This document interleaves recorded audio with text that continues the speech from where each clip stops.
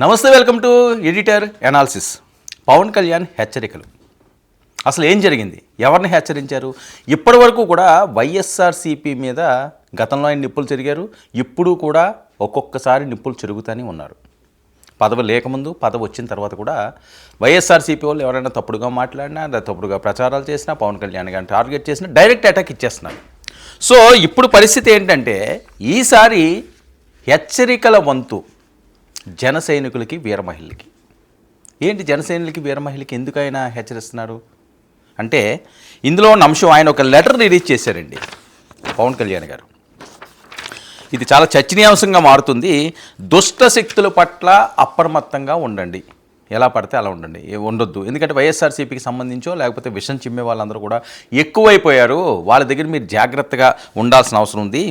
ఇంకా జనసేన కొట్టిన దెబ్బకు ప్రత్యర్థులు మట్టి కరిచారు. జనసేన కొట్టిన దెబ్బకి ఏదైతే ఉన్నదో వైఎస్ఆర్సీపీ వాళ్ళు మట్టి కరిచారు. వాళ్ళు ఏ రకంగా అన్నా మళ్ళీ కోలుకోవడానికి చూస్తున్నారు, మనల్ని తొక్కడానికి చూస్తున్నారు. చాలా జాగ్రత్తగా మీరు ఉండాలి. పవన్ కళ్యాణ్ గారు ఇచ్చిన సందేశం.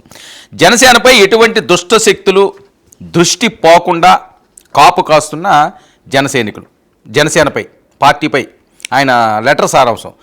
వీర మహిళలకు, నాయకులకు సర్వదా ప్రశంసనీయులు అన్నారు ఉప ముఖ్యమంత్రి వర్యులు. ఇక జనసేన అధ్యక్షుడు శ్రీ పవన్ కళ్యాణ్ గారు పార్టీకి చెందిన కొందరు నాయకులతో మాట్లాడుతూ పార్టీ సంస్థాగత విషయాలపై దిశానిర్దేశం చేశారు.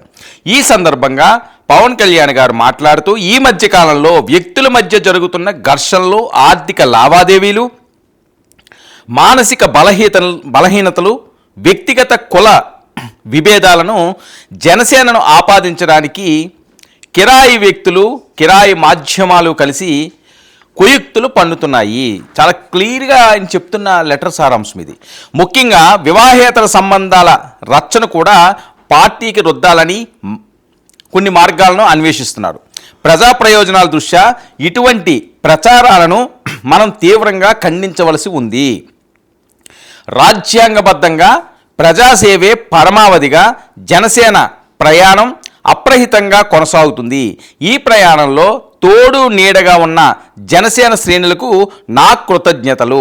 అన్ని వేళలా మనం అప్రమత్తంగా ఉండాలని జనసేనాని పవన్ కళ్యాణ్ గారు తన క్యాడర్కి సూచిస్తూ హెచ్చరికలు జారీ చేశారు. ఎందుకంటే వివాహేతర సంబంధాలు, కొంతమంది దుష్ట శక్తులు, కొంతమంది దుష్ట వీడియోలతో, అదే అది వాటెవర్ ఇట్, మరి ఆయన ఏ ఉద్దేశంతో అన్నాడో, అది మీడియా పరంగా అన్నారో లేకపోతే సోషల్ మీడియా అని అన్నారో, ట్రోల్ అవుతుంటాయి కదా. ఈరోజు ఎవరిని నిందించడానికి లేదు. ఉదయం లేచిన దగ్గర నుంచల్లా 1000 ఛానళ్ళు వచ్చి మీద పడుతున్నాయి సోషల్ మీడియాలో. ప్రతి ఒక్కరు కూడా ఎవరికి నచ్చినట్టు వాళ్ళు, ఓకే, మంచి ఇన్ఫర్మేషన్ ఇచ్చిన వాళ్ళు ఉన్నారు, అందరూ ఒక తాటిని మనం చెప్పలేము.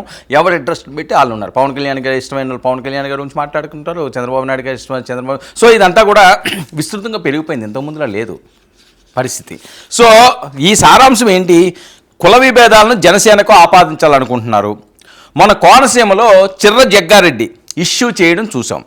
శ్రీకృష్ణదేవరాయల విగ్రహ వివాదాన్ని కూడా జనసేనకు అంటించాలనుకున్న జగ్గిరెడ్డి ఇలాంటివి చాలానే జరుగుతున్నాయి, ఈ రకంగా జరుగుతున్నాయి అని. సో జనసేన కొట్టిన దెబ్బకి వాళ్ళకి ఏమి తోవలు కనిపించట్లేదు, వేస్ అన్నీ కూడా క్లోజ్ అయిపోయినాయి. సో ఈ నేపథ్యంలో వాళ్ళు ఏ రకంగా ఇబ్బంది పెట్టాలి? ఇప్పటి వరకు కూడా పవన్ కళ్యాణ్ గారు ఒకప్పుడు పరిస్థితి.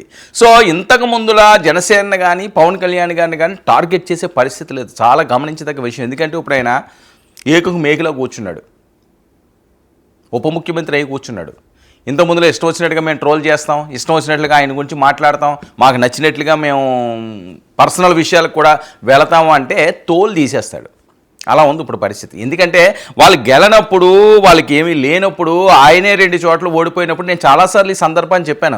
అప్పుడే అతను భయపడలేదండి, చొక్కా విరుచుకొచ్చాడు. ఇలా తీసుకుంటూ వస్తానంటాడు, బట్టలు తీసి వస్తానంటాడు, దమ్ముందా ఎవరికైనా అంటాడు, రొమ్ము విరుచుకుండి రోడ్డు ఎక్కుతాడు ఆయన. ఎందుకంటే భయం లేని వ్యక్తి. ఎవరు భయపడతారు, ఎవరు ఆచితూచి మాట్లాడతారంటే ప్రాణభీతి ఉన్నవాడు, దేనికన్నా ఆశపడిన వాళ్ళు. ఇలాంటి వాళ్ళకి అంత కాంప్రమైజ్ మెంటాలిటీ ఉంటుంది, వాళ్ళకి కాంప్రమైజ్ అవుతుంటారు. ఈయనకి ఏం అవసరం లేదు, తను ఏమనుకున్నాడో అలాగే పోతాడు. అందుకనే పవన్ కళ్యాణ్ ఈ రకంగా సక్సెస్ అవ్వడానికి కూడా ప్రధాన కారణం. చాలా తక్కువ మందికి వచ్చే సక్సెస్ పవన్ కళ్యాణ్ గారికి రావడం వెనుక చాలా అంశాలు ఉన్నాయండి. అతనికి రాత్రి ఏమీ రాలేదు, సెలబ్రిటీ హోదా కూడా అలా రాలేదు, ఆయన సినిమాల్లో సక్సెస్ కూడా ఆ రకంగా రాలేదు, పవర్ స్టార్ అనే టైటిల్ కూడా ఒక రకంగా రాలేదు. ఎన్నో కష్టాలు పడి డక్క ముక్క తిని ఎన్నో ఇబ్బందులు, ఎన్నో బాధలు, ఎన్నో ఆవేదనలను పంటి కింద నొక్కుని పైకి పౌరుషంగా నడిచిన వ్యక్తి. అందువల్ల ఈరోజు అదృష్టం ఆయన్ని వరిస్తున్నది. సక్సెస్ ఆయనవే పడుకులేస్తున్నది. ఆయన ఎటువైపు వెళ్తే అటువైపు సక్సెస్ వస్తున్నది. కొన్ని రోజుల క్రితం పరిస్థితి వేరు పవన్ కళ్యాణ్ది, ఇప్పుడు పరిస్థితి వేరు. సరే, ఇప్పుడు మేము ఎక్కి తొక్కుతాం, ఇప్పుడు మాకు నచ్చినట్టుగా మాట్లాడతాం, ఇప్పుడు మేము చెలరేగిపోతాం, ఇప్పుడు మేము జనసైనికులను అంటాం, లేదా ఇప్పుడు మీరు వీరమల్లులను అంటారు, ఇప్పటికీ నన్ను పర్సనల్గా టచ్ చేస్తారంటే నేను అసలు క్షమించను అంటున్నారు. క్షమించను అని శాంతంగా చెప్పినా అందులో చాలా అర్థాలు ఉంటాయి. ఇప్పుడు కూడా ఎవరికన్నా ధైర్యం ఉంటే రండి అంటాడు. ఏ ప్లేస్లోకి వస్తారు, ఏ అంశం గురించి మాట్లాడతారు, ఏం చేస్తారు చెప్పండి అని. ఏదో పవర్ లేనప్పుడు ఒకరాగా, పవర్ వచ్చిన తర్వాత ఒకరాగా ఉండే క్యారెక్టర్ పవన్ కళ్యాణ్ కాదు అనడానికి ఇవన్నీ నిదర్శనాలు. అందుకని ఇప్పుడు ఆయన లెటర్ రిలీజ్ చేయడానికి కారణం అదే. ఇందులో కొన్ని కీలకమైన అంశాలు మాట్లాడడానికి కారణమే. వివాహేతర సంబంధాలు ఏంటండి నాకు అర్థం కాదు. ఎవరి కుటుంబాలను ఎవరు నాశనం చేస్తారు? రాజకీయాలంటే ఇవేనా? ఇంత చండాలంగా చెయ్యాలా? సరే, ఎవరు చేసినా సరే, అది కూటమి అవతల వాళ్ళని చేసినా సరే తప్పే. నేను ఎవరో వాళ్ళే చేశారని ఒక పార్టీ అని అంటున్నారన్నది నా ఉద్దేశం కాదు. ఎవరు ఏ రకంగా చేసినా తప్పే. ఆడవాళ్ళని ఎందుకు లాగుతారు? వివాహేతర సంబంధాలు ఎందుకు పెడతారు? ఎవరికెవరికి ఎందుకు లింకులు తగిలిస్తారు? స్వార్థం. వాళ్ళని ఏదోలాగా బ్యాడ్ చేయాలి, ఎలిమినేట్ చేయాలి, అక్కడి నుంచి రాజకీయాల నుంచి పక్కకు పంపించేయాలి. ఏం చేయాలి? ఏదో ఒక లింక్ పెట్టాలి ఎవరితోటని. సరే, అది నిజమో కాదు ఎవరిష్టం వాళ్ళది. జీవితంలోని కొంతమంది అనుకోకుండానే కొన్ని జరిగిపోతుంటాయి. అది కావాలని ఇంటెన్షనల్గా చేసినవి కాదు చాలామంది జీవితాల్లోనే. అలాంటి పరిస్థితుల్లో చాలామంది నాయకులకు ఉన్నాయి, ఉండే అవకాశం కూడా ఉంది. సో అవన్నీ కూడా ఏ రకంగా ఉన్నా సరే వాళ్ళ పర్సనల్ ఇష్యూస్ కింద వదిలేయాలి. అది కాదు ఇందులోకి వస్తాము, జనసైనికులు జోలికి వచ్చినా, వీర మహిళ జోలికి వచ్చినా చెమడాలు తీసేస్తాను. ఆయన చెప్పకపోయినా చెప్పినా ఆయన ఇండైరెక్ట్గా చెప్పి మాటదే.